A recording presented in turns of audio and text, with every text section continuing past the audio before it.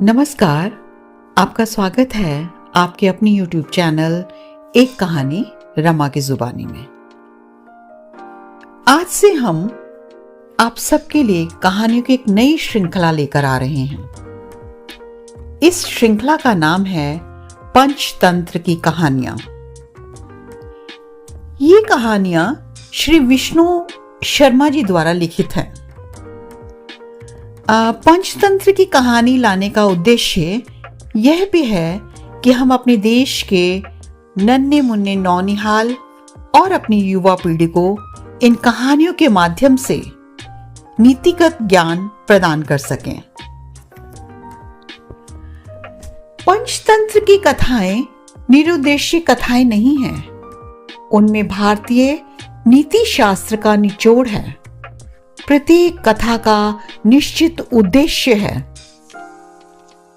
कहानी प्रारंभ करने से पहले मैं अपने श्रोतागणों को यह बताना चाहती हूं कि पंचतंत्र कहानियों का जन्म या प्रादुर्भाव या उत्पत्ति कैसे हुई। दक्षिण देश के एक प्रांत में महिला रोप्य नाम का नगर था। वहां एक महादानी प्रतापी राजा अमर शक्ति रहता था। उसके पास अनंत धन था, रत्नों की अपार राशि थी, किंतु उसके पुत्र बिल्कुल जड़ बुद्धि थे। तीनों पुत्रों बहुशक्ति, उग्र शक्ति, अनंत शक्ति के होते हुए भी वह सुखी न था। तीनों अविनीत, उच्च श्रृंखल और मूर्ख थे। राजा ने अपने मंत्रियों को बुलाकर पुत्रों की शिक्षा के संबंध में अपनी चिंता प्रकट की। राजा के राज्य में उस समय 500 वृत्ति भोगी शिक्षक थे। उनमें से एक भी ऐसा नहीं था जो राजपुत्रों को उचित शिक्षा दे सकता। अंत में राजा की चिंता को दूर करने के लिए सुमति नाम के एक मंत्री ने सकल शास्त्र पारंगत आचार्य विष्णु शर्मा को बुलाकर राजपुत्रों का शिक्षक नियुक्त करने की सलाह दी। राजा ने विष्णु शर्मा को बुलाकर कहा कि यदि आप मेरे इन पुत्रों को शीघ्र ही राजनीतिज्ञ बना देंगे तो मैं आपको 100 गांव इनाम में दूंगा। विष्णु शर्मा जी ने हंसकर उत्तर दिया, महाराज, मैं अपनी विद्या को बेचता नहीं हूं। इनाम की मुझे इच्छा नहीं है। आपने आदर से बुलाकर आदेश दिया है, इसलिए 6 महीने में ही मैं आपके पुत्रों को राजनीतिज्ञ बना दूंगा, और यदि मैं इसमें सफल ना हुआ तो अपना नाम बदल डालूंगा। आचार्य का आश्वासन देखकर राजा ने अपने पुत्रों का शिक्षण भार उन पर डाल दिया और निश्चिंत हो गया। विष्णु शर्मा ने उनकी शिक्षा के लिए अनेक कथाएं बनाई। उन कथाओं के द्वारा उन्हें राजनीति और व्यवहार नीति की शिक्षा दी। उन कथाओं के संग्रह का ही नाम पंचतंत्र है। 5 प्रकरणों में उनका विभाजन होने से उसे पंचतंत्र नाम दिया गया है। राजपुत्र इन कथाओं को सुनकर 6 महीने में ही पूरे राजनीतिज्ञ बन गए। उन 5 प्रकरणों के नाम हैं मित्रभेद, मित्र संप्राप्ति, काकोलुकीयम, लब्ध प्रणाशम और अपरीक्षित कारकम। तो आज हम उनके प्रथम तंत्र मित्रभेद से एक कहानी लेकर आए हैं। कहानी का नाम है अक्ल बड़ी या भैंस। तो आइए सुनते कहानी अकल बड़ी या भैंस। एक स्थान पर वट वृक्ष के एक बड़ी खोल में एक कौवा कौवी रहते थे। उसी खोल के पास एक काला सांप भी रहता था।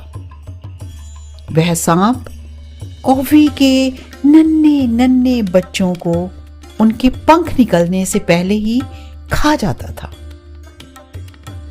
दोनों इससे बहुत दुखी थे। अंत में दोनों ने अपनी दुख भरी कथा उस वृक्ष के नीचे रहने वाले एक गीदड़ को सुनाई और उससे यह भी पूछा कि अब क्या किया जाए। सांप वाले घर में रहना प्राण घातक है। गीदड़ ने कहा, इसका उपाय चतुराई से ही हो सकता है। शत्रु पर उपाय द्वारा विजय पाना अधिक आसान है। एक बार एक बगुला बहुत सी उत्तम, मध्यम, अधम मछलियों को खाकर प्रलोभनवश एक करकट के हाथों उपाय से ही मारा गया था। तो दोनों ने पूछा, कैसे? तब गीदड़ ने कहा, सुनो। एक जंगल में बहुत सी मछलियों से भरा एक तालाब था। एक बगुला वहां दिन प्रतिदिन मछलियों को खाने के लिए आता था, किंतु वृद्ध होने के कारण मछलियों को पकड़ नहीं पाता था। इस तरह भूख से व्याकुल हुआ वे एक दिन अपने बुढ़ापे पर रो रहा था कि एक केकड़ा उधर आया। उसने बगुले को निरंतर आंसू बहाते देखा तो कहा, मामा, आज तुम पहले की तरह आनंद से भोजन नहीं कर रहे और आंखों से आंसू बहाते हुए बैठे हो, इसका क्या कारण है? बगुले ने कहा, मित्र, तुम ठीक कहते हो। मुझे मछलियों को भोजन बनाने से विरक्ति हो चुकी है। आजकल अनशन कर रहा हूं। इसी से मैं पास में आई मछलियों को भी नहीं पकड़ता। केकड़े ने यह सुनकर पूछा, मामा, इस वैराग्य का कारण क्या है? बगुला, मित्र, बात यह है कि मैंने इस तालाब में जन्म लिया। बचपन से ही यही रहा हूं और यही मेरी उम्र गुजरी है। इस तालाब और तालाब वासियों से मेरा प्रेम है, किंतु मैंने सुना है अब बड़ा भारी अकाल पड़ने वाला है। 12 वर्षों तक वृष्टि नहीं होगी। केकड़ा, किससे सुना है? बगुला, एक ज्योतिषी से सुना है। शनिश्चर जब शक्टाकार रोहिणी तारक मंडल को खंडित करके शुक्र के साथ एक राशि में जाएगा, तब 12 वर्ष तक वर्षा नहीं होगी। पृथ्वी पर पाप फैल जाएगा। माता पिता अपनी संतान का भक्षण करने लगेंगे। इस तालाब में पहले ही पानी कम है, यह बहुत जल्दी सूख जाएगा। इसके सूखने पर मेरे सब बचपन के साथी, जिनके बीच में इतना बड़ा हुआ हूं, मर जाएंगे। उनके वियोग, दुख की कल्पना से ही मैं इतना रो रहा हूं और इसीलिए मैंने अनशन किया है। दूसरे जलाशयों से भी जलचर अपने छोटे छोटे तालाब छोड़कर बड़ी बड़ी झीलों में चले जा रहे हैं। बड़े बड़े जलचर तो स्वयं ही चले जाते हैं। छोटों के लिए ही कठिनाई है। दुर्भाग्य से इस जलाशय के जलचर बिल्कुल निश्चिंत बैठे हैं, मानो कुछ होने वाला ही नहीं है। उनके लिए ही मैं रो रहा हूं। उनका वंश नाश हो जाएगा। केकड़े ने बगुले के मुख से बात सुनकर अन्य सब मछलियों को भी भावी दुर्घटना की सूचना दे दी। सूचना पाकर जलाशय के सभी जलचरों, मछलियों, कछुओं आदि ने बगुले को घेरकर पूछना शुरू कर दिया, मामा, क्या किसी उपाय से हमारी रक्षा हो सकती है? बगुला बोला, यहां से थोड़ी दूर पर एक प्रचुर जल से भरा जलाशय है। वह इतना बड़ा है कि 24 वर्ष सूखा पड़ने पर भी ना सूखे। तुम यदि मेरी पीठ पर चढ़ जाओगे तो तुम्हें मैं वहां ले चलूंगा। यह सुनकर सभी मछलियों, कछुओं और अन्य जल जीवों ने बगुले को भाई, मामा, चाचा पुकारते हुए चारों ओर से घेर लिया और चिल्लाना शुरू कर दिया, पहले मुझे, पहले मुझे।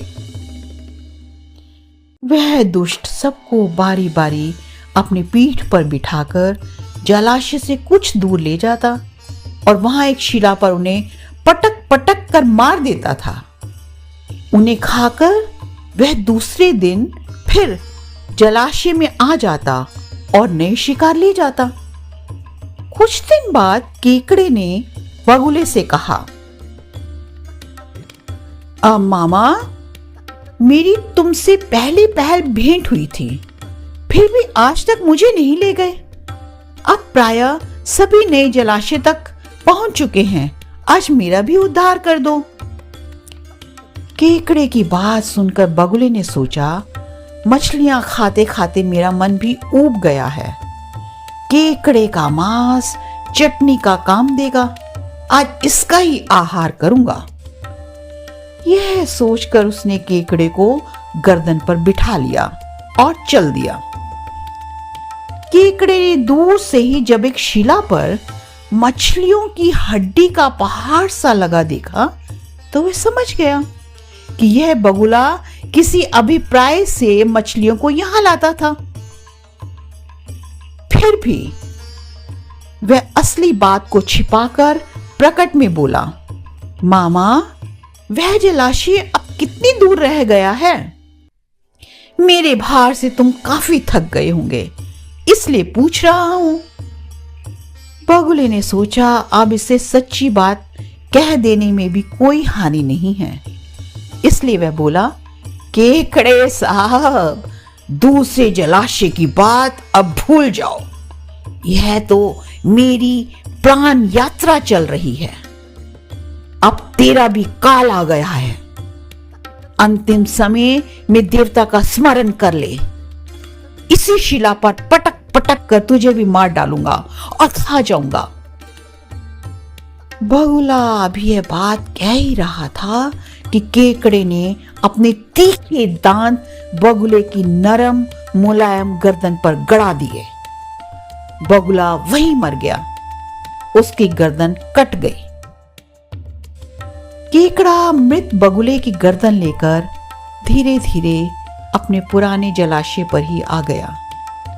उसे देखकर उसके भाई बंदों ने उसे घेर लिया और पूछने लगे, क्या बात है, आज मामा नहीं आए? हम सब उनके साथ जलाशय पर जाने को तैयार बैठे हैं। केकड़े ने हंसकर उत्तर दिया, मूर्खों, उस बगुले ने सभी मछलियों को यहां से ले जाकर एक शिला पर पटक पटक कर मार दिया है। यह कहकर उसने अपने पास से बगुले की कटी हुई गर्दन दिखाई और कहा, अब चिंता की कोई बात नहीं है, तुम सब यहां आनंद से रहोगे। गीदड़ ने जब यह कथा सुनाई तो कौवे ने पूछा, मित्र, उस बगुले की तरह यह सांप भी किसी तरह मर सकता है? गीदड़, एक काम करो, तुम नगर के राजमहल में चले जाओ, वहां से रानी का कंठहार उठाकर सांप के बिल के पास रख दो। राजा के सैनिक कंठहार की खोज में आएंगे और सांप को मार देंगे। दूसरे ही दिन कौवी राजमहल के अंतःपुर में जाकर एक कंठहार उठा लाई। राजा ने सिपाहियों को उस कौवी का पीछा करने का आदेश दिया। कौवी ने वह कंठहार सांप के बिल के पास रख दिया। सांप ने उस हार को देखकर उस पर अपना फन फैला दिया था। सिपाहियों ने सांप को लाठियों से मार दिया और कंठहार ले लिया। उस दिन से कौवा कौवी की संतान को किसी सांप से कोई खतरा नहीं था। उनकी संतान को किसी सांप ने नहीं खाया। तभी मैं कहता हूं कि उपाय से ही शत्रु को वश में कर लेना चाहिए। तो ये थी कहानी अक्ल बड़ी या भैंस। और और अगर आपको ये श्रृंखला पसंद आ रही है तो चैनल को ज्यादा से ज्यादा सब्सक्राइब करें ताकि हमारा उत्साह बना रहे। तो मिलते हैं अगले सप्ताह एक नई कहानी के साथ। तब तक के लिए दीजिए आज्ञा और अपना रखिए ढेर सारा ख्याल।